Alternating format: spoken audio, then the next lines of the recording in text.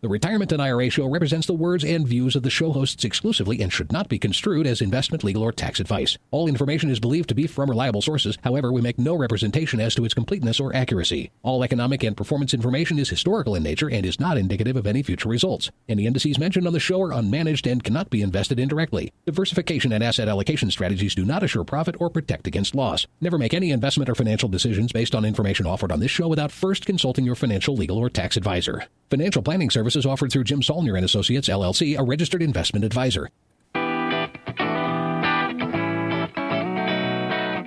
This is the Retirement and IRA Show coming to you from beautiful northern Colorado. Join us as Certified Financial Planner Jim Saulnier, as well as Colorado State University Finance Instructor and Certified Financial Planner Chris Stein, teach you about IRAs, 401ks, annuities, Social Security, pension plans, and estate planning in a fun and enjoyable show. Whether you are listening live in Colorado or streaming from their website or iTunes podcast, Jim and Chris want you to know that they're available to help you plan for your retirement. Just visit their website at jimhelps.com. That's Jim, HELPS.com. And click the Meet the Team button on the homepage. Now, here's Jim and Chris with today's show.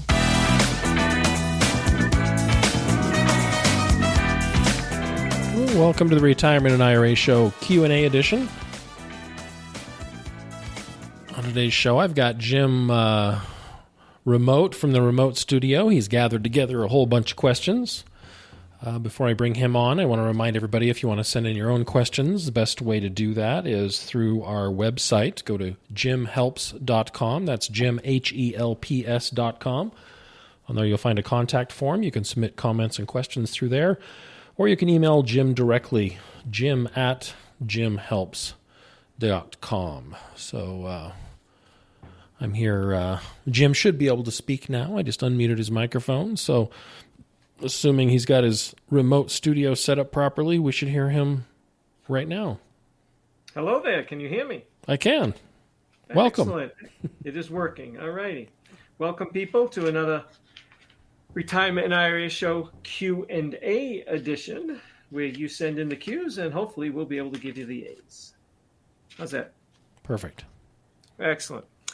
Any small talk that you like to do? Anything you want to? I don't know. Just getting ready to go camping for Labor Day weekend.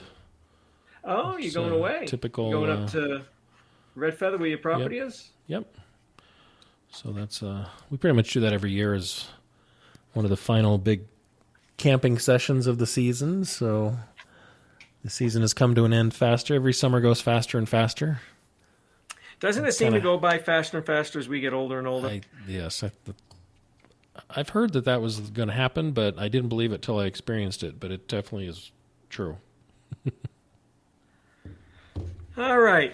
Well, you enjoy that. I'm not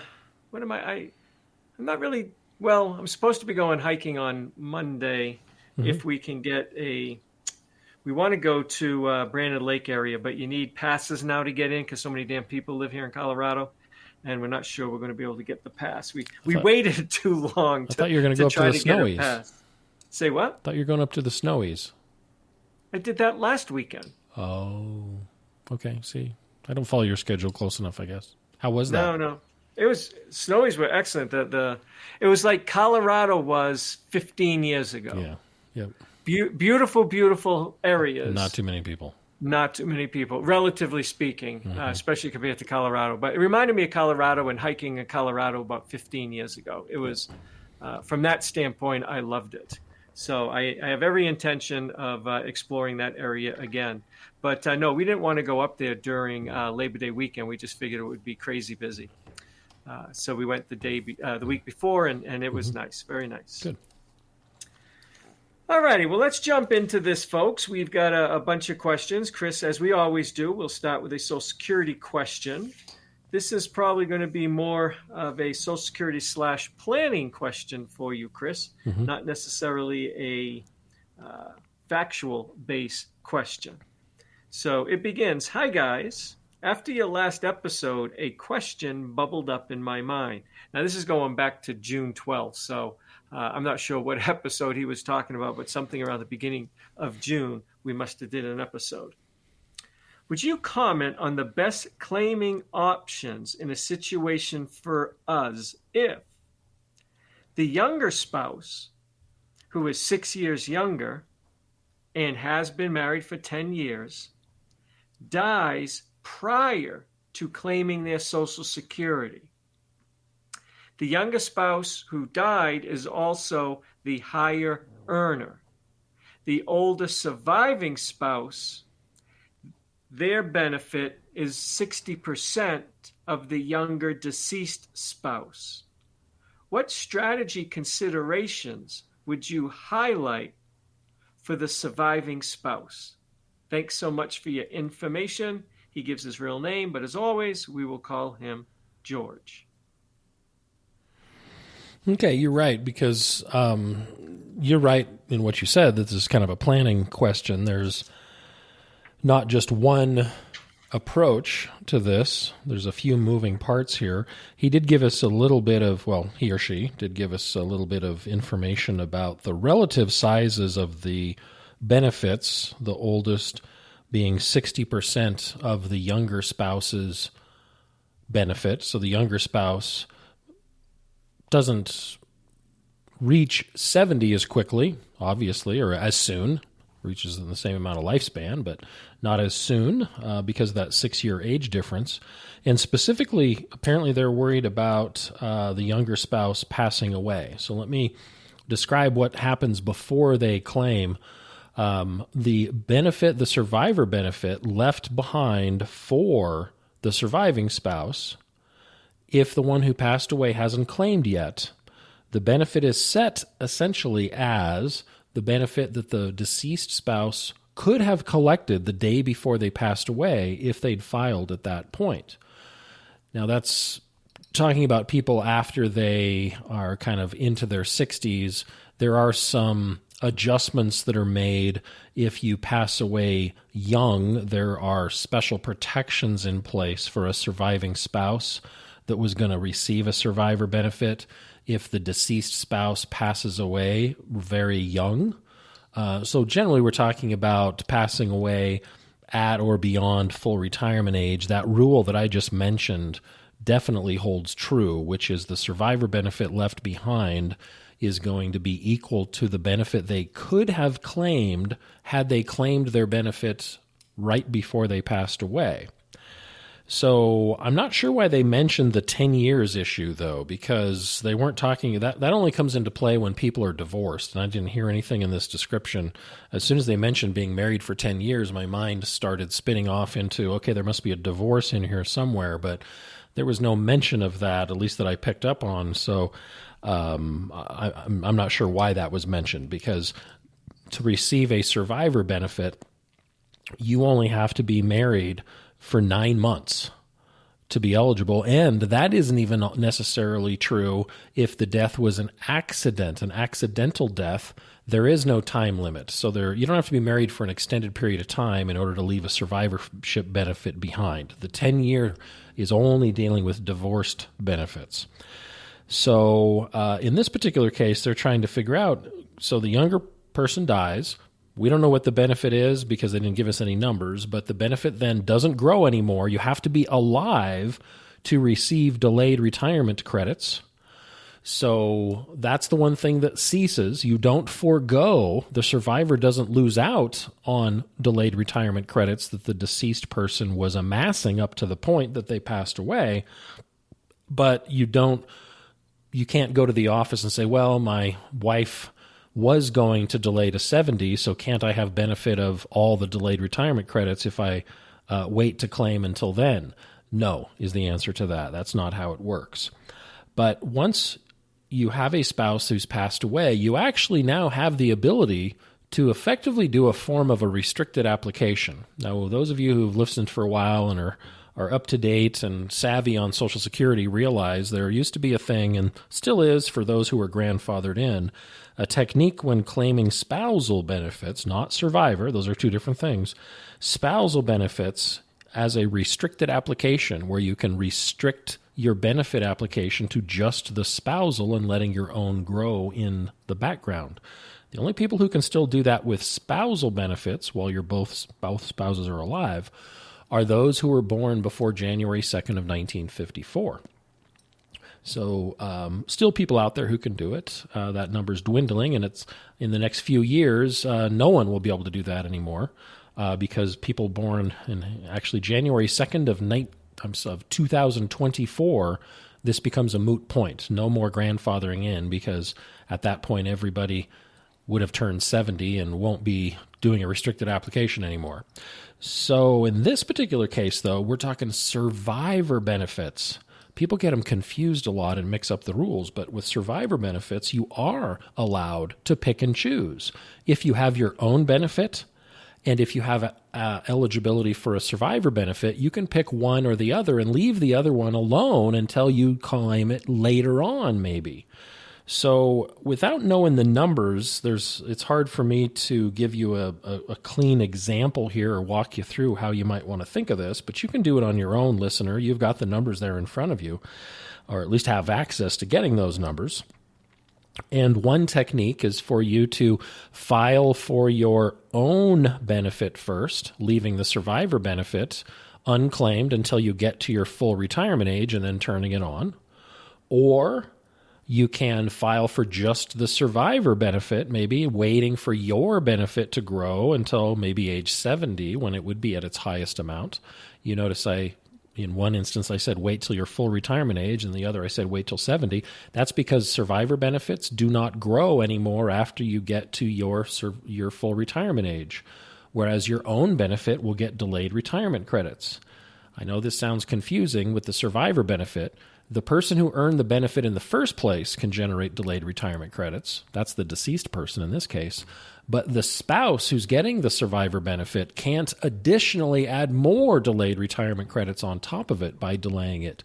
So you never see people wait to claim their survivor benefit after full retirement age, because it's not going to get any bigger. If it's not big enough that you might never get it or might never claim it because your own benefit is always going to be bigger, or you would claim it at full retirement age if you are going to get it because it's not going to grow anymore past that.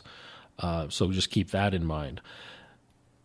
We've seen cases, and there are cases out there, where either of these, sometimes one approach makes sense and other times another approach makes sense. Claiming your own first and then switching to survivor, or the opposite. Claim the survivor and switch to your own.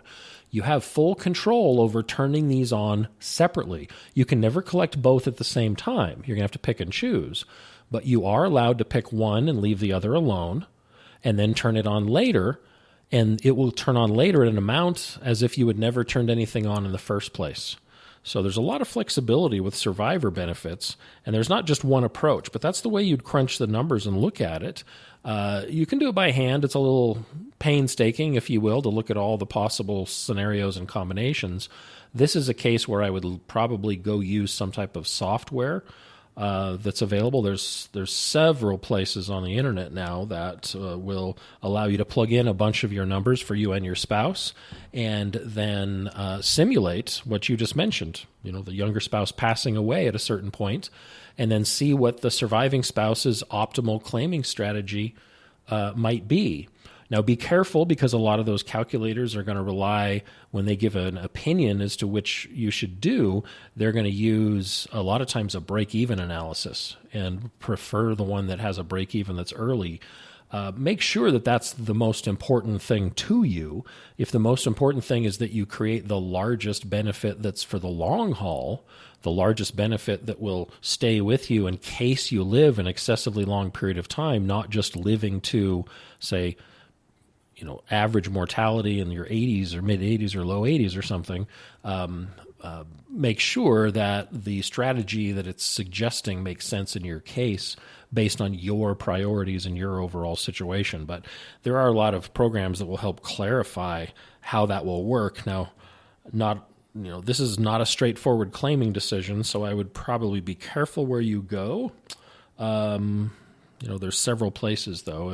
If you run one of these, run the output, and tell me what it suggested with some specific numbers, I can probably comment a little bit more on if that seems to make sense or not. But that's kind of how I would look at it: is use the actual numbers you've got, and then consider both options, claiming yours first, switching to the survivor, or claiming survivor first, switching to your own. You may very well be able to make up the majority of that difference where yours is 60% of your spouse's by delaying yours until 70 and to get all those delayed retirement credits. You also did they share, Jim, did they share with us ages here? I didn't hear an age that we were dealing with. Let me check. I tried to take notes as you were reading it to me, and I didn't write down an age, but I might have just missed it. No age. Okay. No ages. Yeah, so just a relative age where they just said younger by 6 years. I don't know if these folks are in their 50s, already in their 60s. One of them's already 70. Obviously, there'd be different advice for those three things. Some of them won't have much flexibility anymore. If the older one's already 70, it's a if your younger spouse dies, whichever benefit you have available to you that's biggest, that's the one you take. I mean, it's as simple as that. It's not going to go up anymore by you delaying, so you're going to want to turn something on right away. Now, if you're younger than that, now some strategies can take place because you do have the flexibility of delaying your own all the way up to 70 to make it bigger, and that might be worth considering. It might make sense to do that in this case, depending on how big the younger spouse was able to get their benefit before they passed away. So you may not be able to... I don't know how much value there is in anticipating these things unless you have a known mortality date, which I would be a little suspicious if you know the date your spouse is going to pass away. That seems a little bit odd. But once it does happen, if it does happen, then make sure you analyze everything before you run out and knee-jerk pull the trigger on a claiming decision, because they're very difficult, if not impossible, to undo once you start receiving the benefit. There is this whole idea of withdrawing your application, but it's not easy, it's messy, and not a lot of people see it through to do it. So it's better to make sure you have all your ducks in a row before you actually claim the Social Security itself. So if you have a spouse that passes away, look at it all first, then go in and claim. That would be my biggest recommendation. That should be plenty, Jim. I think you beat that horse to death 10 times over. A couple times, yeah. Yeah. People are saying, my God, Chris, be more like Jim. Does he ever shut up? Yeah. Right. Pithy, to the point, and move on. All right. But anyways, thank you for getting deep into that. That's the only Social Security question I could find. I got a stack of questions, but I pulled out some other ones. I thought we would do some different ones today. So it begins. The second one comes from a gentleman, gives his real name, but he is from Minnesota, and he asks to be called George. So we will call him George from Minnesota. Mm-hmm. I love the rabbit holes you guys go down. I hope he loves the rabbit hole you just went down. If you don't like rabbit holes, this is the wrong show. You might have just bored the hell out of him on that rabbit hole. But anyways, I love the rabbit holes you guys go down. Here's a question that appears easy on the outside, but I've seen two different answers. He doesn't tell us what two answers he's seen, so maybe he can share with us where our answer falls. We might be a third one. Yeah, exactly. We might be the third answer. Okay, so follow his question here, Pete. You almost call me Laura. I know. Where the hell? Laura, gosh, she hasn't worked for me for 2 years. I'm Chris. It's a Friday and it's late. It's only Thursday. Well, it's really late then if it's only Thursday. God, it feels like a Friday. For those who don't know, Laura was our admin, 2 years ago? 2? How about 10? Laura? I don't know. Laura is the old time. Brett. I know. No, Laura's 2 years ago, not 10.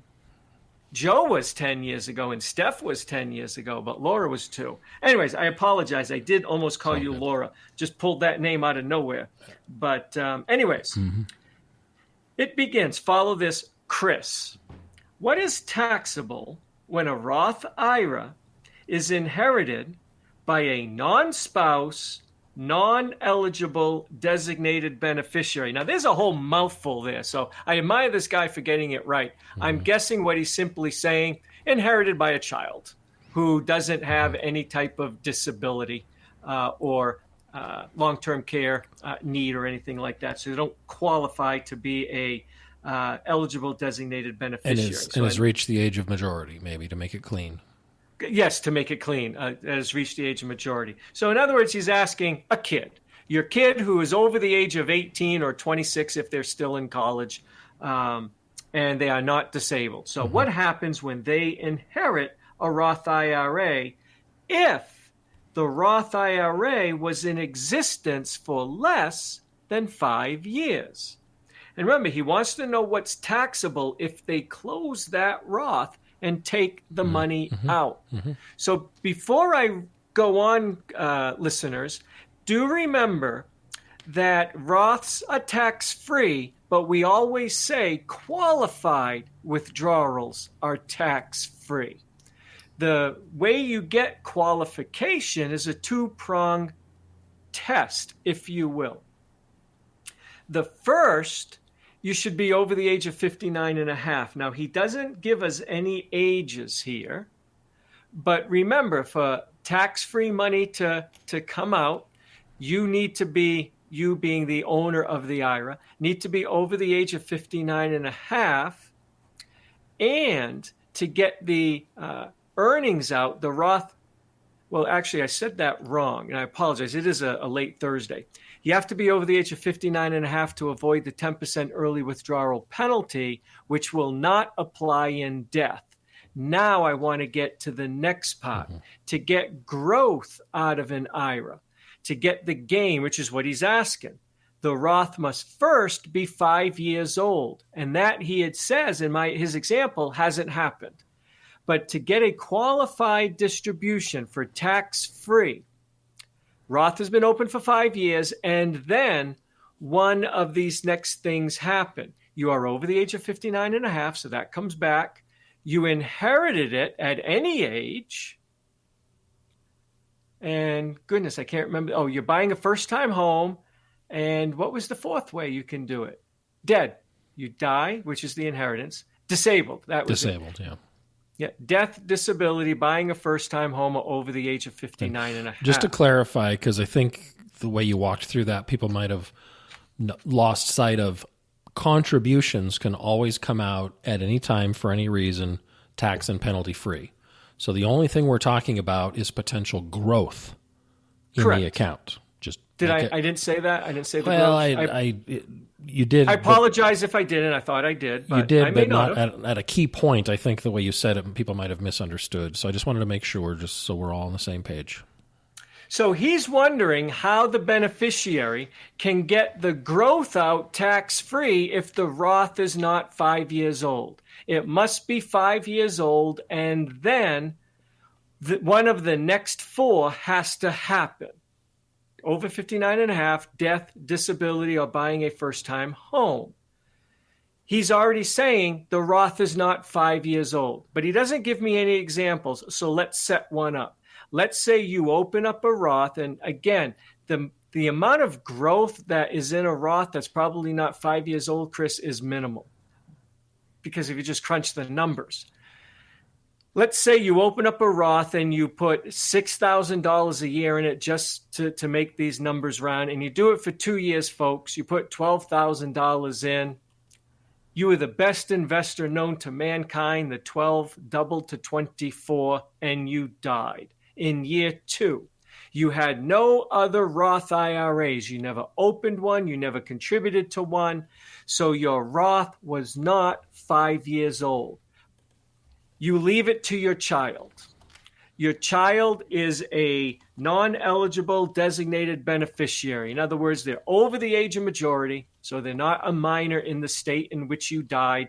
They are not disabled, so they're a non-eligible beneficiary. The kid wants to close it.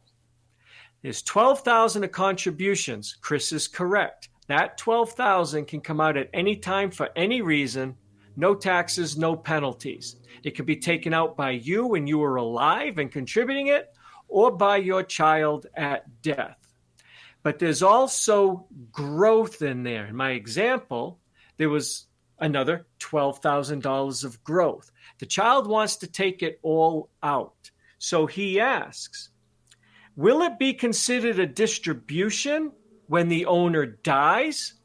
No. So when you die, and again, in my example, you put in 12 and it grew to 24, and then you die, it is not considered a distribution at your death. That rule does not exist. So that's an easy one to answer for him, Chris. No, it's not a distribution on the time of death. Or can the beneficiary, since the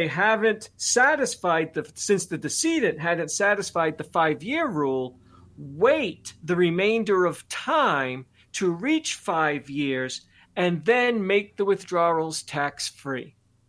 Yes, he answered his own question. That's what you can do. If you inherit an IRA that is not 5 years old, that IRA has to be 5 years old. A Roth. The Roth IRA. Mm-hmm. Even listeners, if the child beneficiary has their own Roth that they've been in for 10 years. Right. They still have to wait. And why is that, Chris? Because the inherited IRA is what? Not theirs. Correct. It's still technically property of the decedent. You're just the beneficiary. The child, in this case, is the beneficiary. Exactly. So your holding period as a beneficiary, if you have a Roth of your own, does not matter and does not make the inherited Roth satisfy the 5 years. You must wait 5 years. However, the beneficiary could take the $12,000 of contributions out because those are always separated. They're never combined. There's no pro rata in the Roth world, if you will. So the beneficiary can say, hey, my dad, let's say it's the dad who died, my dad only had this Roth for 2 years. It's got to be 5 years old.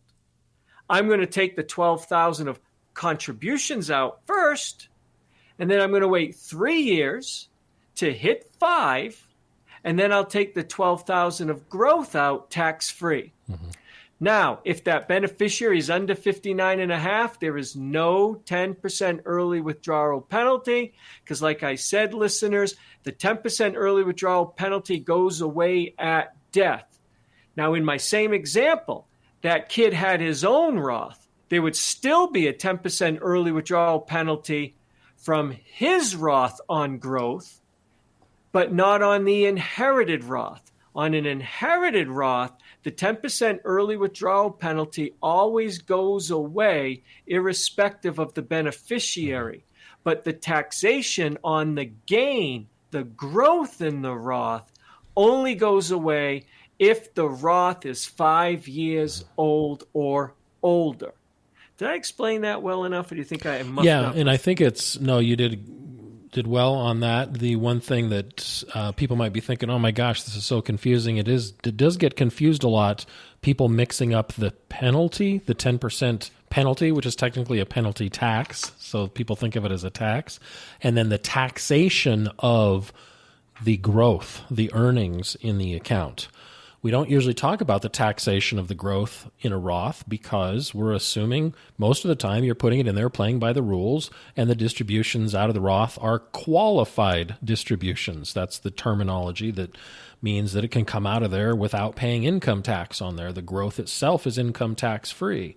But the penalty has slightly different rules and triggers than the taxation of the growth itself. And that's what I think confuses people. There are slightly different rules, and that's what we're running into here. The penalty goes away at death, but he still hadn't satisfied the 5-year clock on starting the Roth, which is another good reason why everyone who has any consideration of having a Roth in the future, go open one now.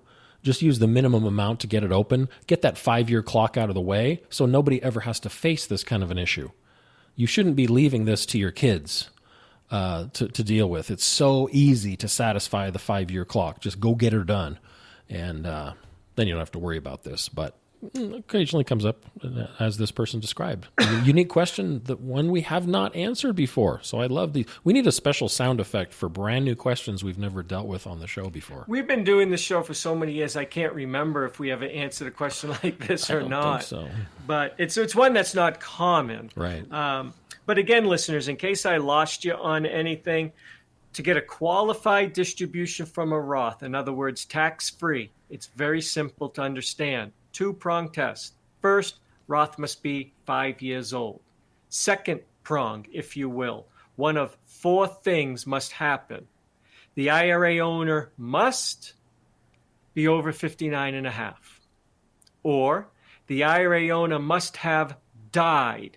And that's the one that will apply in this situation. The owner of the IRA died. The beneficiary, as Chris already said, folks, is not the owner. On a beneficiary IRA, you don't own the account. You are beneficiary of the account. The guy who owns it is dead.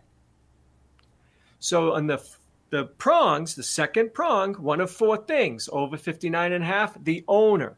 The owner dies, the owner is disabled, or the owner is buying a first-time home, which conveniently is anybody who hasn't owned a home in the last 2 years. But the first-time home exemption is a one-time, lifetime use, and it's only on $10,000 of growth. But you can take money out of a Roth to purchase a first-time home tax-free. So just understand, and if you walk through with those 2 prongs, the Roth itself is over 5 years old, and then the owner, one of 4 things is happening to the owner. They're over 59 and a half, they're dead, which means the beneficiary who's taking the money out gets it tax-free. The owner is disabled, or the owner is buying a first-time home. Hopefully that makes a little more sense. Yep, I think so. Are you there? Okay, yeah. Perfect. All right. This one I'm going to save for last. So let me know when we have about 5-10 minutes left. This is more of a PSA, public service announcement from a listener. But what they're mentioning, I've known, I probably mentioned in passing on the show a few times, but I think it'll make a very good PSA. Okay. So this came in from a gentleman who gives his real name. He's, from Cincinnati. I should have elevated them to the top of the list. That was only before you visited. Are we still True. doing that? This is from March 14th, so quite a while ago. He should have been elevated a while ago. You missed him. He should. I blew that Sorry, one. George. We are going to call him George. Dear Jim and Chris, I really enjoy your show, especially the playful banter between you two. Well, that's good. At least someone likes it. He does get into AFib, and he is an AFibber himself. He's a Spartan racer. What is that? You have any idea what a Spartan racer is? No. Neither do I. He's a Spartan racer, and he also has AFib. I'm not going to read what he says, but listener, thank you for your kind words. For those who don't know, I do have a condition called AFib. I want to encourage anyone who knows someone with AFib or has it to please take it seriously. That's all I'm going to say on that. Y'all know that it nearly killed me in November. Take it seriously. Okay. I have a question on a deferred income annuity. Let's say I purchase a deferred income annuity at age 60 and I defer the payment to 80. Let's pause there and explain to people, Chris, if you'd like, what he just described. What is a DIA, deferred income annuity, and what does he mean buy it at 60 and take income at 80? Well, you're handing over the money to the insurance company at the beginning there, in his case at 60, but he's not immediately turning on payments. That would be a SPIA, a immediate annuity, and single premium immediate annuity, technically, with SPIA. Deferred income annuity, there's some deferral period that is more than a year. If it's less than a year, that's considered immediate. Over a year, there's some deferral period. He's talking about a 20-year deferral period, and there's lots of variations here. Sometimes there's a set number out there. Sometimes you have some flexibility about when you can turn it on through a range, but no later than this or as early, no earlier than that.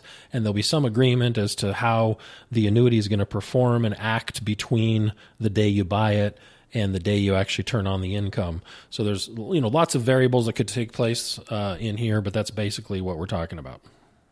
Right, and you would use a deferred income annuity. He gave the example at age 60. If he knew for certain at age 60, at age 80, if he were alive, he's going to need a minimum amount of money, that he's going to want to make sure the older him has a minimum amount of money.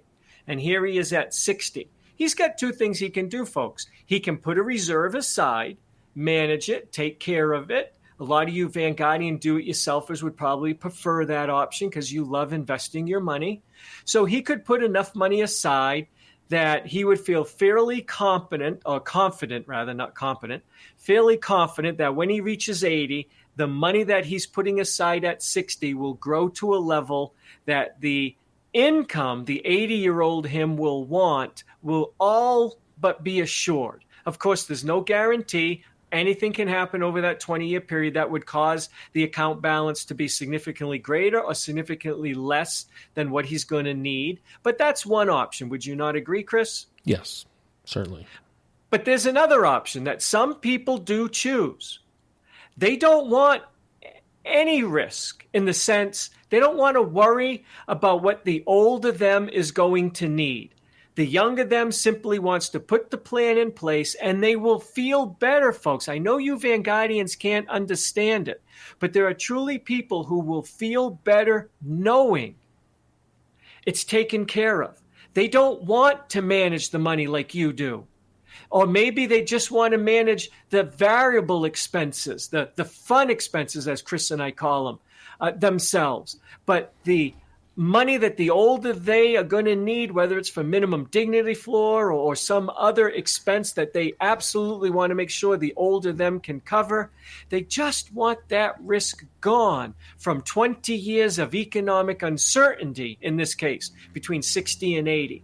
So some people buy what is called a deferred income annuity, where you give money to the insurance company at 60, and the insurance company isn't going to give you a lump sum of money at age 80. They're going to give you a guaranteed income stream at age 80 that will continue until the day you die. And if you buy it joint with another person, until the day both of you die.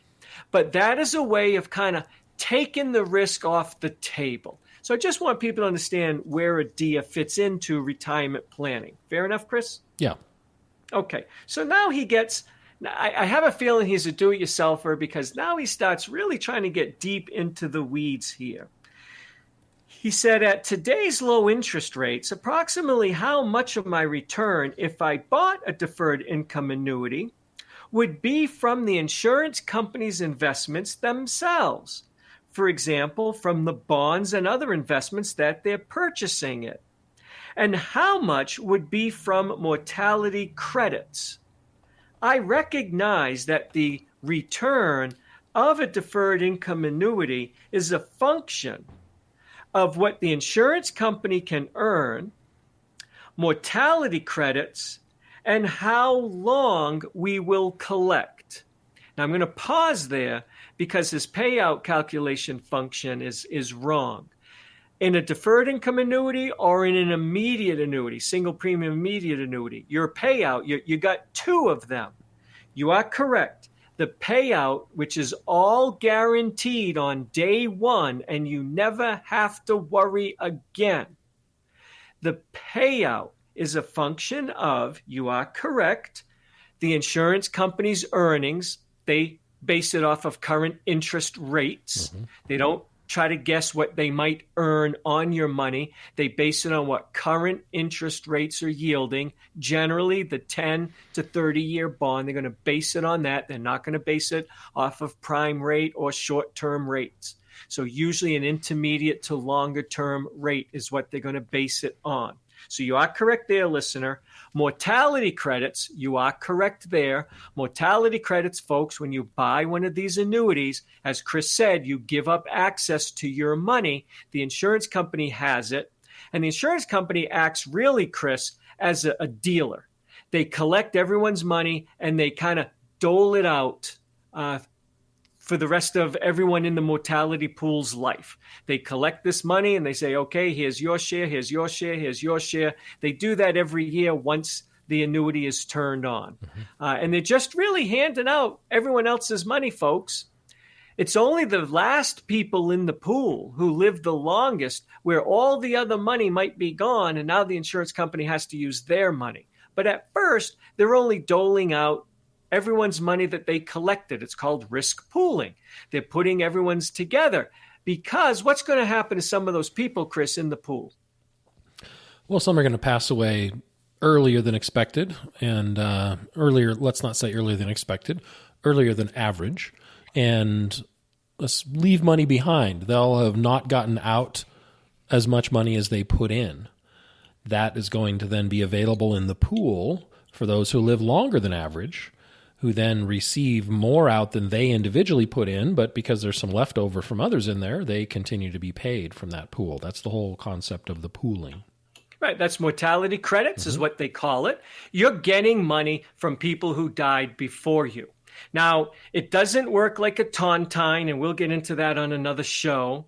So don't think that mortality credits are kind of swishing around in this big pool that the insurance company is dealing out. See what you get, and you get whatever's left over, and you don't know what it's going to be. They actually, the last one who dies doesn't get it all. So that's a tontine. But we'll get into those on another show. What the insurance company does and their actuaries do as they sell these annuities, they sell them in pools. We talked about that before. The pool could be 10,000, 100,000, 120,000, who knows? Every insurance company's pool is different.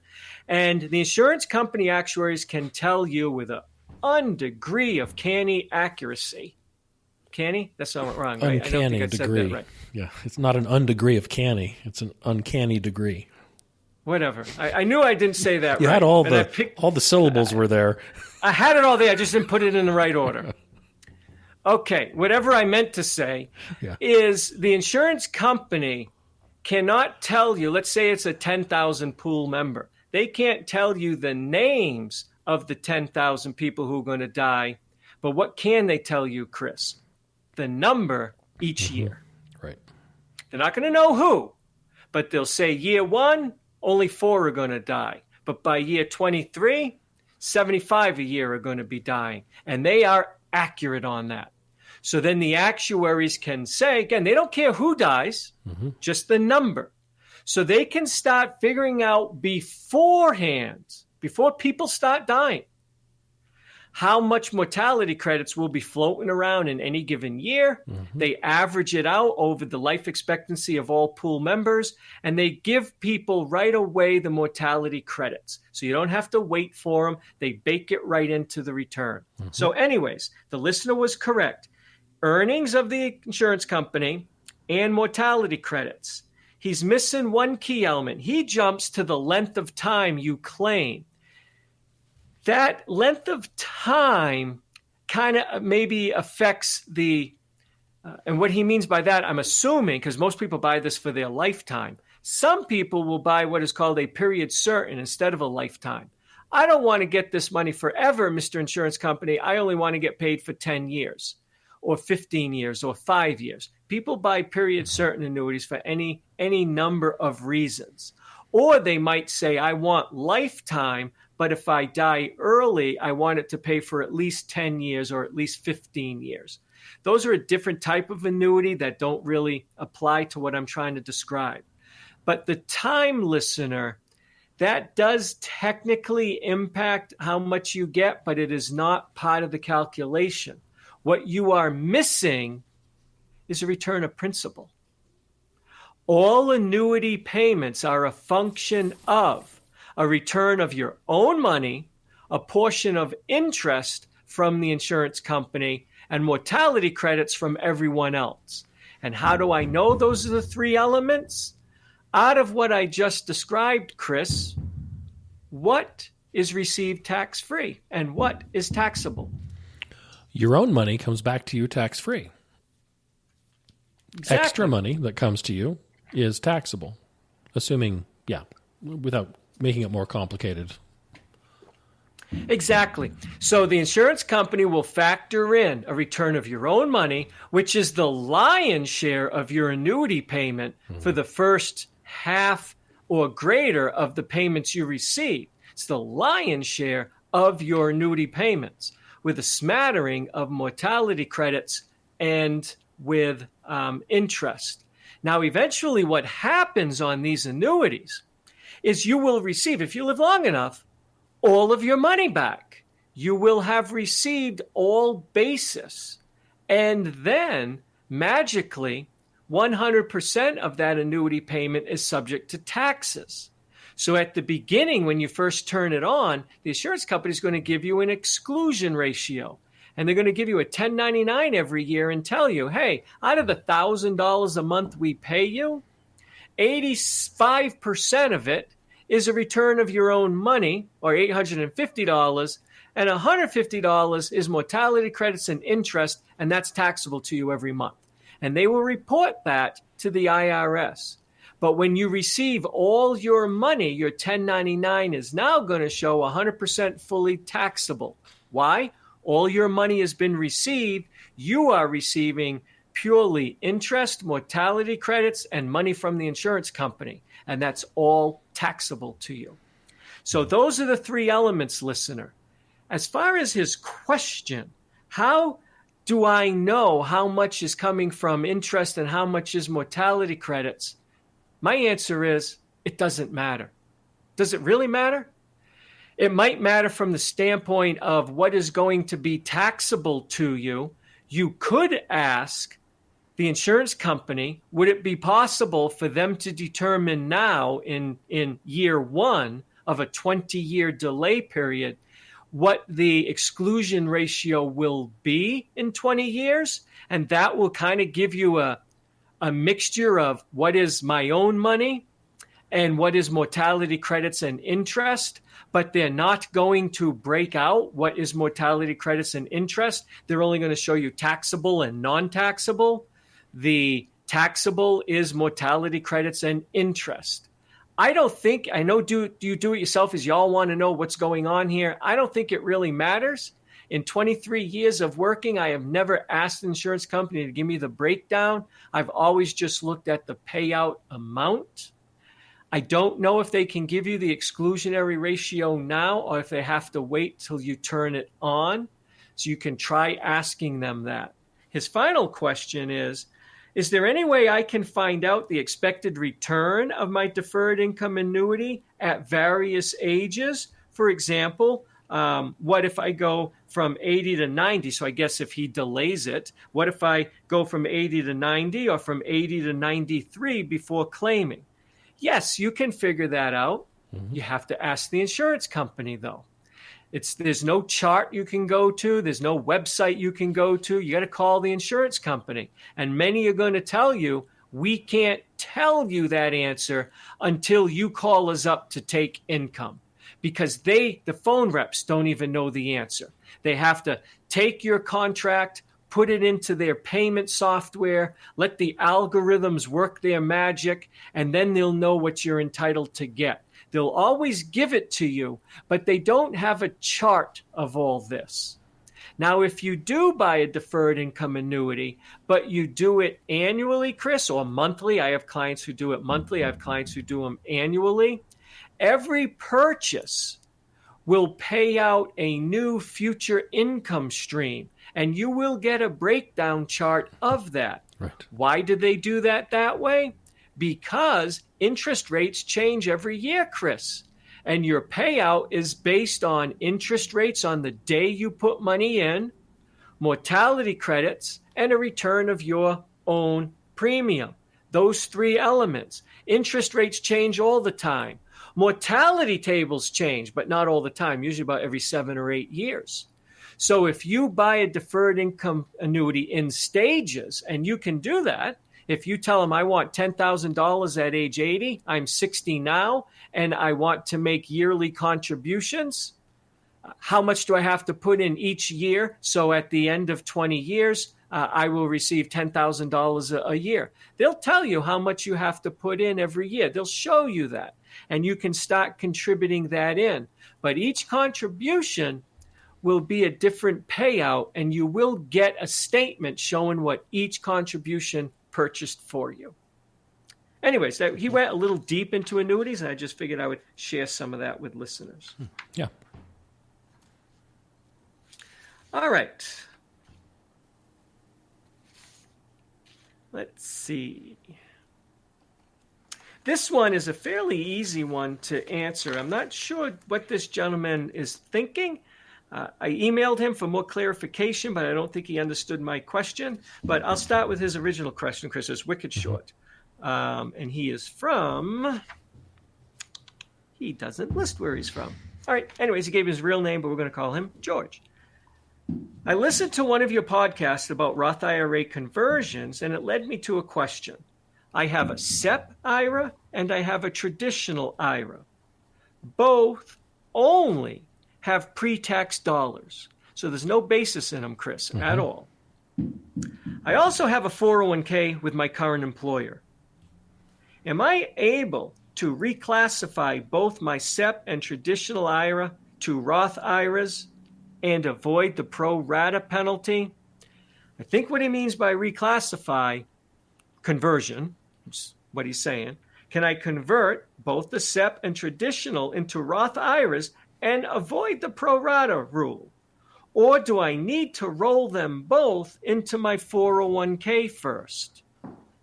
I didn't quite understand his question. He doesn't have any after-tax basis in them.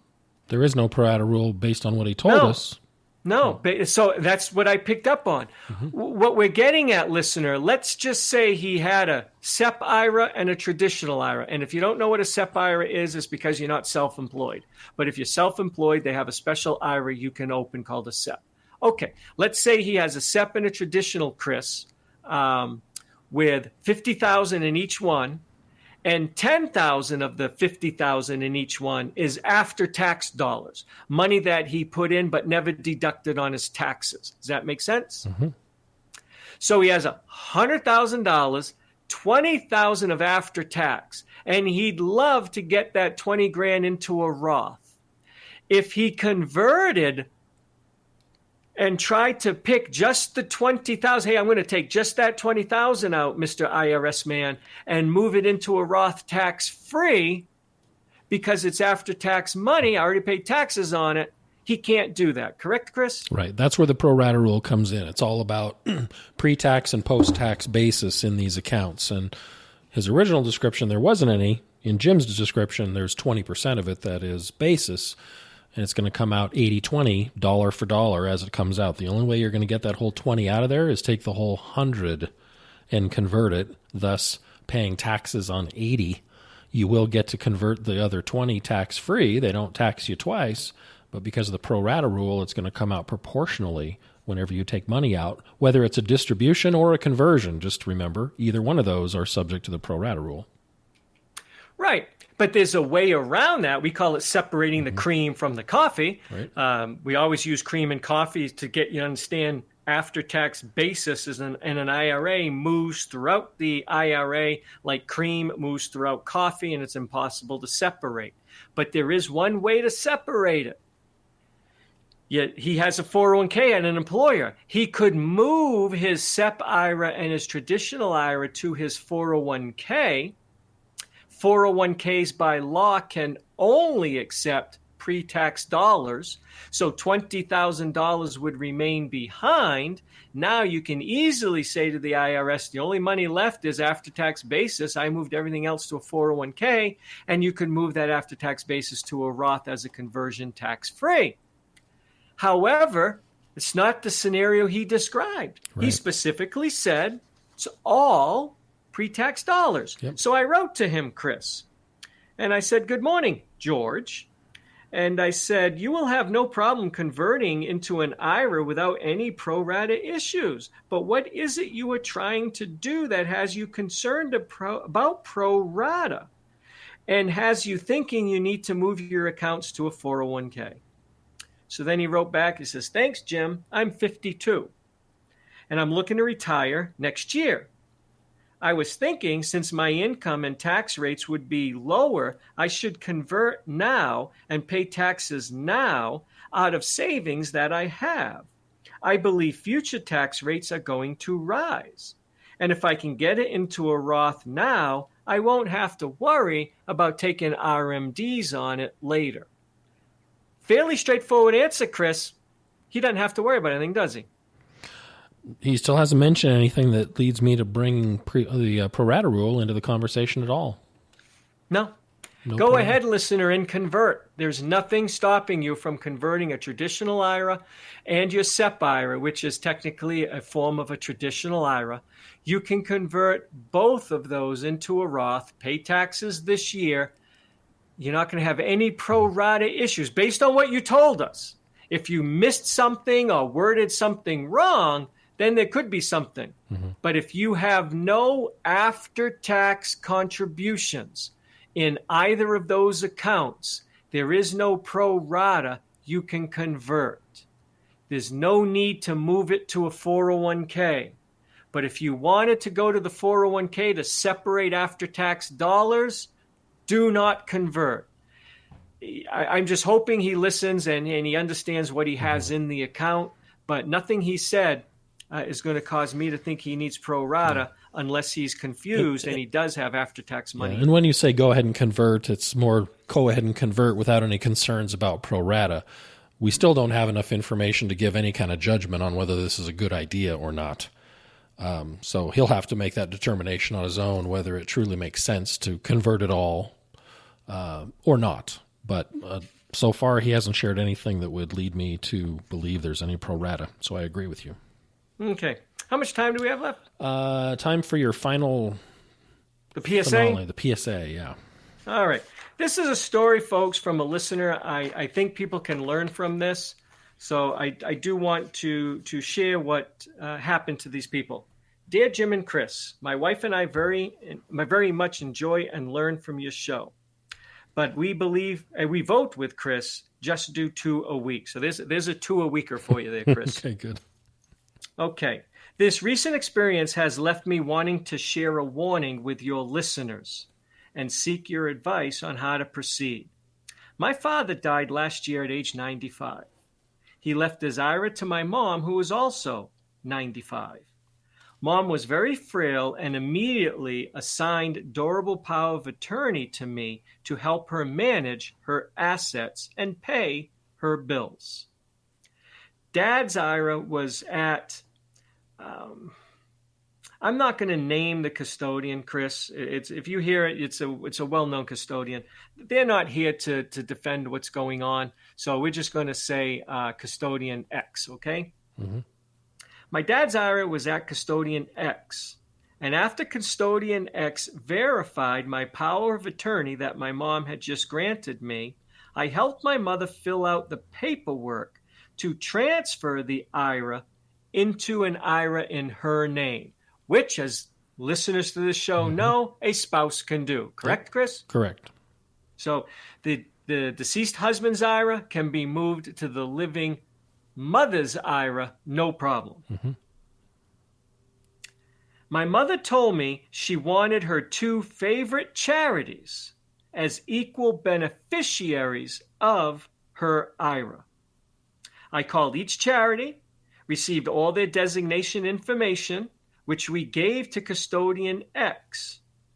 In due course, Custodian X confirmed the IRA was transferred into my mom's IRA, and she took her required minimum distribution, and I figured this chore was done. Mom did not live long after losing Dad, and this past May, I lost her as well. I notified Custodian X of Mom's death, sent them a copy of the death certificate, and asked them to confirm that they would distribute the IRA to the 2 charities. Uh-huh. They informed me that my mother's IRA had no beneficiaries listed, and that by default her estate would receive all IRA proceeds. I spoke with Survivor Relations Department of Custodian X. The staff member there checked my mother's paperwork and verified, indeed, that her IRA application listed as beneficiaries the two charities with all pertinent information for the charities listed. Mm-hmm. Do you have any idea yet what probably blew up? Do you know where this might be going? Can you pick up on what might have happened? Not yet. Not yet. Okay. Once you do, once you hear the punchline, you'll be, yep. But they continued. I myself had filled out the forms and signed for my mother with my power of attorney capacity. And Custodian X asserted that using someone as a POA cannot fill out a beneficiary designation form. A Custodian X manager also confirmed that position. So let me pause here, listener, because this happens a lot.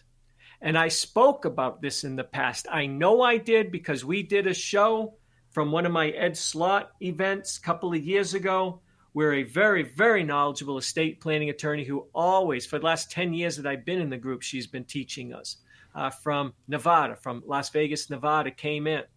And I shared on the show her biggest mistakes she sees with IRA beneficiary, with power of attorney forms. I won't get into what they all are, but one of them was not granting the ability to change beneficiaries.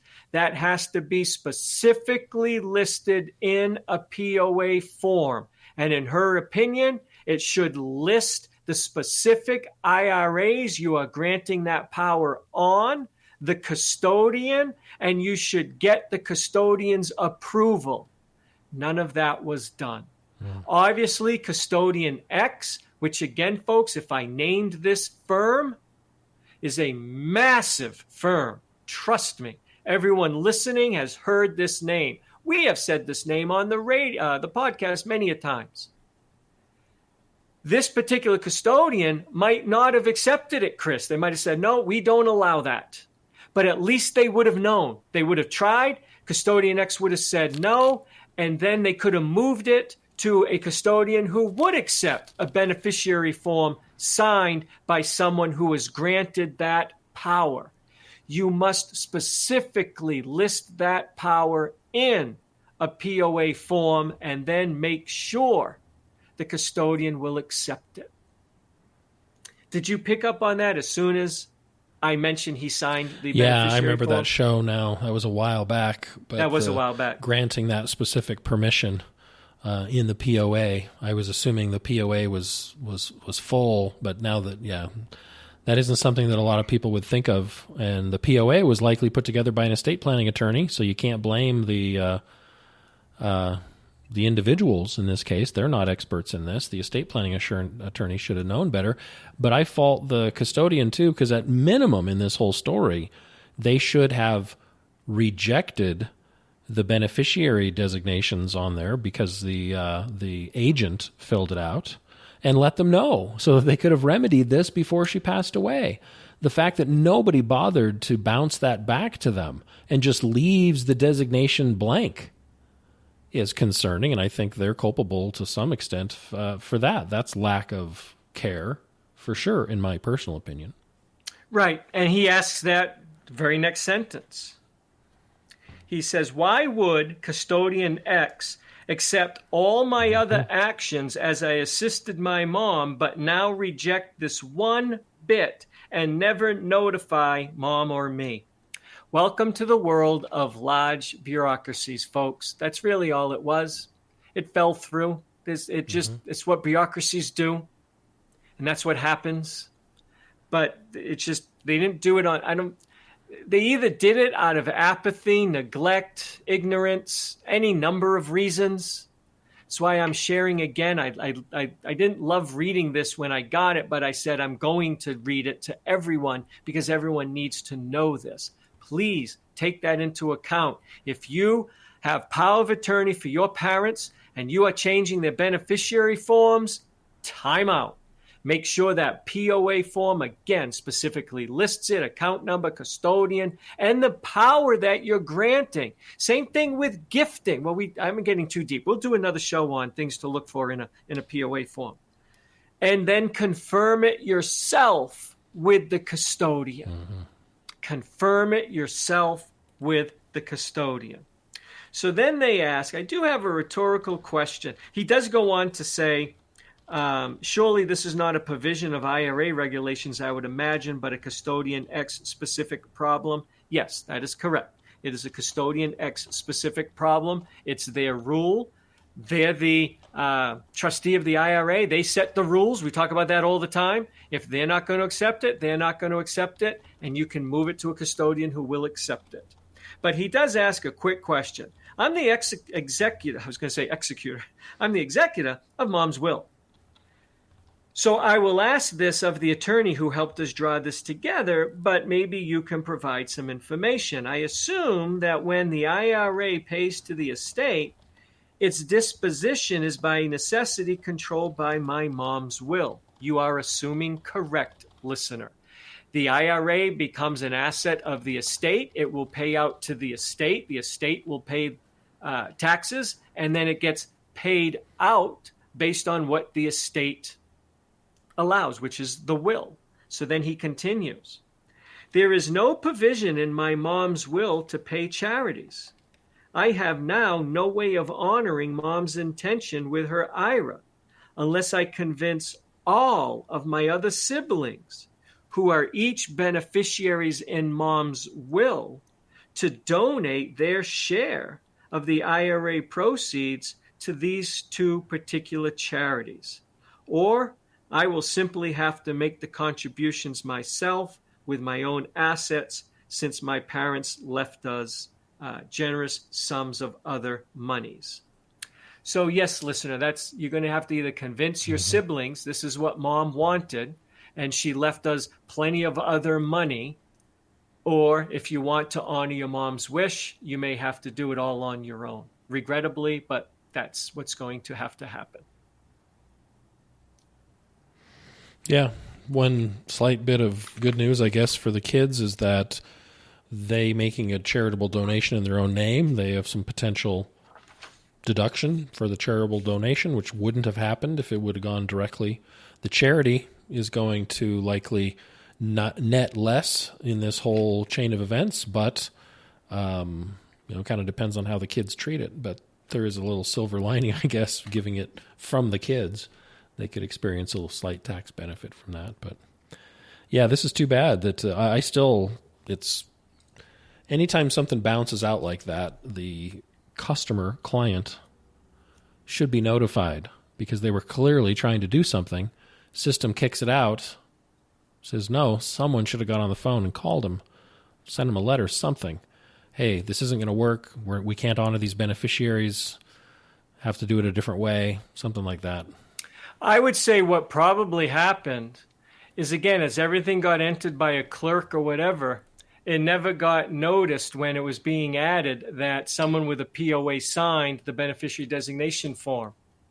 I think it happened after death when someone was reviewing the claim and a manual. It's not being done now by computers. A person is reviewing the death certificate to make sure it's legitimate, making sure it matches up to the IRA. They always, Chris, have to go to a digital copy of the beneficiary form. They can't go, or a paper copy if they keep it, but everything's digital nowadays. So their computer system probably listed the beneficiaries, but when a human actually got the form that was filled in, they have to make sure the two match. Yeah. That's when they notice, holy moly, this was signed with a POA. And that's when it got ixnayed. Yeah. So that's why I think it was apathy, neglect, poor computer system. It just got entered into their software as the beneficiaries. I bet you the human entering it didn't even notice it was signed with a POA. They're just entering the information on the form. It got picked up after death.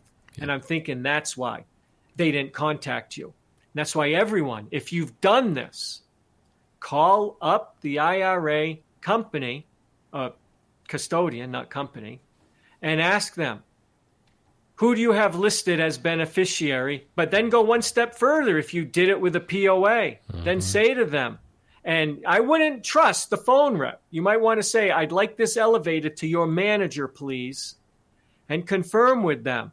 I signed this for my parents with a POA. Are you going to accept it?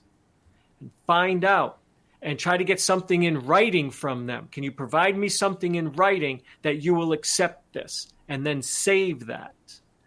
But that's what happened, I think, Chris. Yep. All right. Anyways, I thought that was sad, and I do apologize to the listener for the loss of his parents. But hopefully other listeners will learn from this.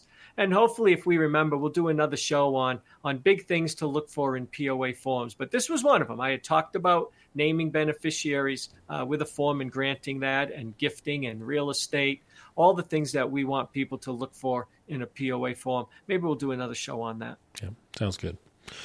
Well, that brings us to the end of another Q&A show here at the Retirement and IRA Show. I want to appreciate everybody for listening and sending in questions. Once again, like I said at the top of the show, if you want to send in your own questions, go to jimhelps.com. That's jimhelps.com. On there, there's a contact form. You can submit questions and comments through there. You can also email Jim directly, jim@jimhelps.com. Will get you directly to the keeper of the questions, also known as Jim. And Jim, you have a nice weekend here, whatever you end up doing. Hopefully the hike isn't too crowded. I know my spot's not too crowded because it's private property. So private property, yeah. Every year, well, every year I appreciate it more. Yeah.